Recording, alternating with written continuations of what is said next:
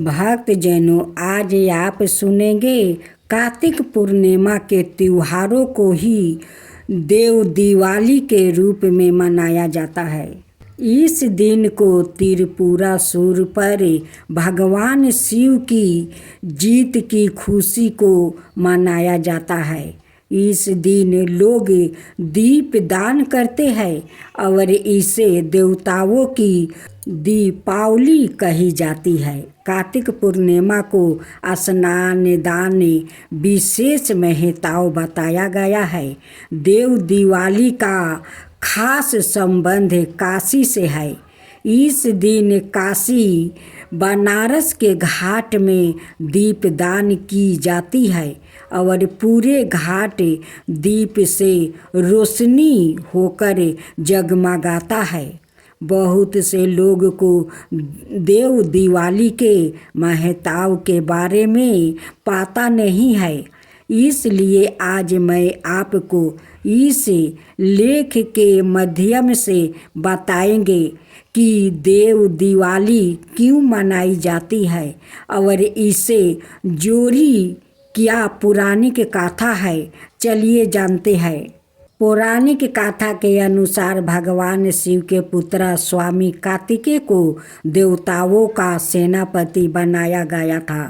भगवान कार्तिकेय ने तारकासुर का वध किया था, जिसके बाद तारकासुर के तीनों पुत्र तारकाक्ष, कमलाक्ष और विधुमली अपने पिता के वध का बदला लेने का प्रण लेते हैं। इन तीनों को त्रिपुरासुर के नाम से जाना गया।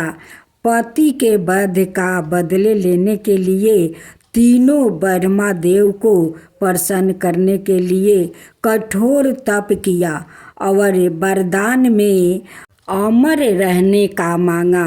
ब्रह्मदेव ने अमरता का वरदान देने से मना कर दिया और कहा कि कुछ और मांगो, जिसके बाद त्रिपुरासुर ब्रह्मदेव से वर मांगते हैं कि हमारे लिए 3 पुरिया जब अभिजीत नक्षत्रों में एक पंचित में हो और अत्यंत शांत होकर अश्वभाव रथ पर सवार अश्वभाव बाण से मरना चाहते, तब ही हमारी मृत्यु हो सके।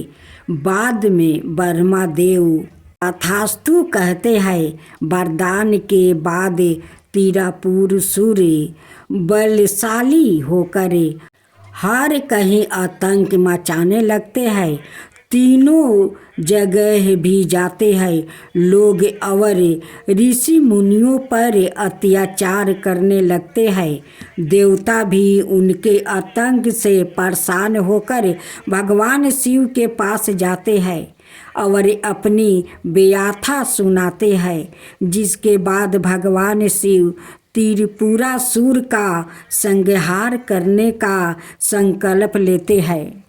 भगवान शिव ने त्रिपुरासुर के वध के लिए पृथ्वी को रथ बनाया, सूर्य और चंद्रमा को पहिया बनाया, दृष्टि सारथी बने, भगवान विष्णु बाण बने, वैसुकी धनुष की तोर बने और मेरु पर्वत धनुष बने।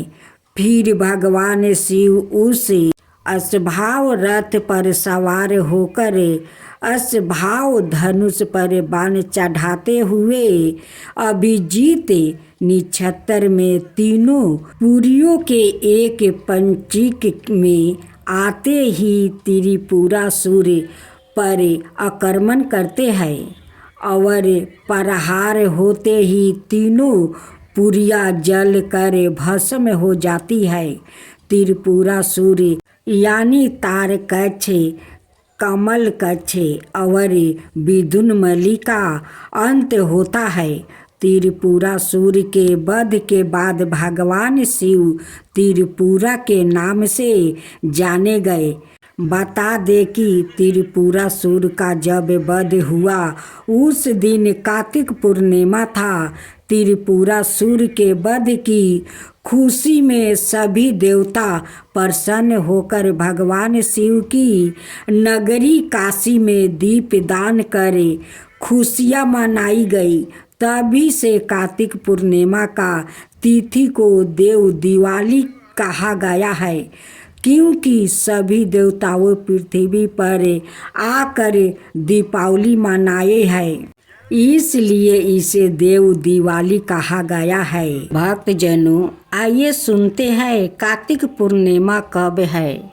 हिंदू पंचांग के अनुसार कार्तिक माह की पूर्णिमा तिथि की शुरुआत 15 नवंबर को सुबह 6:19 पर होगी। वही उसका समापन अगले दिन यानी 16 नवंबर को देर रात्रि को 2:58 पर होगा। ऐसे में उदय तिथि को देखते हुए कार्तिक पूर्णिमा का पर्व 15 नवंबर को मनाया जाएगा। कार्तिक मास की पूर्णिमा तिथि का आरंभ 15 नवंबर को सुबह 6:20 पर होगा। कार्तिक मास की पूर्णिमा तिथि का समापन 15 नवंबर मध्य रात्रि 2:59 पर।